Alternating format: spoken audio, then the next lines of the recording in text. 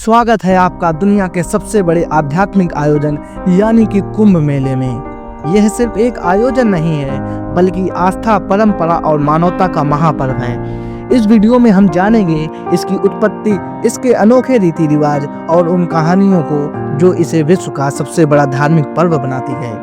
तो चलिए कुंभ मेले के जादू में डुबकी लगाते हैं जो समय, सीमाओं और विश्वासों से परे है। पौराणिक कथा है कि एक बार देवताओं और असुरों ने अमृत प्राप्त करने के लिए क्षीर सागर का मंथन करने का निर्णय लिया। मंथन के लिए मंदराचल पर्वत को मथानी और वासुकी नाग को रस्सी के रूप में उपयोग किया गया। जब मंथन से अमृत निकला तो देवताओं और असुरों के बीच इसे पाने के लिए संघर्ष शुरू हो गया।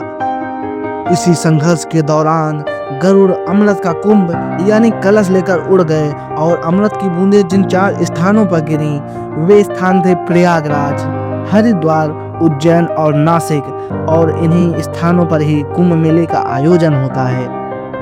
पर कुंभ मेले का पहला ऐतिहासिक उल्लेख 200 ईसा पूर्व का मिलता है और बाद में 8वीं शताब्दी में आदि गुरु शंकराचार्य जी ने कुंभ मेले को संगठित किया।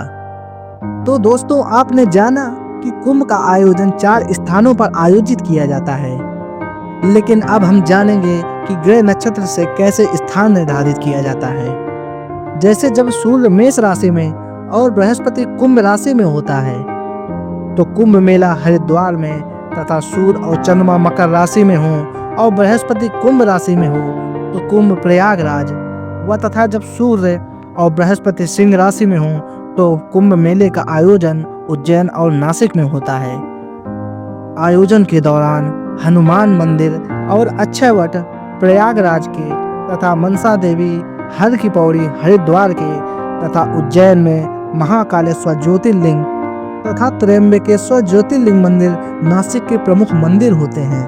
तथा प्रयागराज, हरिद्वार, उज्जैन व नासिक के मुख्य आकर्षण क्रमशः त्रिवेणी संगम, गंगा स्नान, महाकाल की आराधना तथा गोदावरी स्नान है। और अगर बात करें 2019 में हुए कुंभ मेले की तो उसमें लगभग 24 करोड़ लोग शामिल हुए थे। सरकार ने भी कुंभ मेले में लगभग 4200 करोड़ रुपए खर्च किए थे और लगभग 1.2 लाख करोड़ रुपए का आर्थिक लाभ हुआ था। इससे पता चलता है कि मेले का आर्थिक दृष्टि से भी बहुत महत्व है। तथा उत्तर प्रदेश सरकार ने 2025 के कुंभ मेले के लिए लगभग 6,990 करोड़ रुपए का बजट आवंटित किया, जिसे 549 परियोजनाओं पर खर्च किया जाएगा, जिनमें आधारभूत संरचना का विकास, स्वच्छता और अन्य व्यवस्थाएं शामिल हैं। और इसके अलावा केंद्र सरकार ने भी इस आयोजन को समर्थन देने के लिए 2100 करोड़ रुपए की मंजूरी दी। साथ ही ऐसा अनुमान है कि इस बार लगभग 2 लाख करोड़ रुपए की राजस्व कमाई होगी, जिसमें राज्य सरकार को लगभग 25,000 करोड़ रुपए प्राप्त होने का अनुमान है। 45 दिनों तक चलने वाले इस आयोजन में लगभग 400 मिलियन यानी कि 40 करोड़ लोगों के शामिल होने की उम्मीद है। कुंभ मेला न केवल आस्था और आध्यात्म का संगम है बल्कि यहाँ कई धार्मिक अनुष्ठान और रीति रिवाज भी संपन्न किए जाते हैं। इनमें सबसे महत्वपूर्ण है शाही स्नान, जो साधु और नागा साधु करते हैं। यह पहला स्नान होता है। इसका विशेष महत्व है क्योंकि यह सूर्य, चंद्रमा और बृहस्पति की विशेष स्थिति पर निर्भर होता है। इसके बाद आम श्रद्धालुओं को स्नान की अनुमति दी जाती है। शाही स्नान के ही दौरान साधु संत घोड़ों, रथों और हाथियों पर सवार होकर नदी की ओर जाते हैं। इस यात्रा के प्रमुख नागा साधु होते हैं जो अपने उग्र रूप और वैराग्य के लिए प्रसिद्ध हैं। यह यात्रा शक्ति और भक्ति का अद्भुत प्रदर्शन करती है। एक और स्नान है जिसकी अपनी विशेषता है, जिसे पंच स्नान कहते हैं, जो आत्मा की शुद्धि और पुनर्जन्म के चक्र से मुक्ति का माध्यम माना जाता है। यहाँ पर प्रसिद्ध संत प्रवचन और उपदेश भी देते हैं।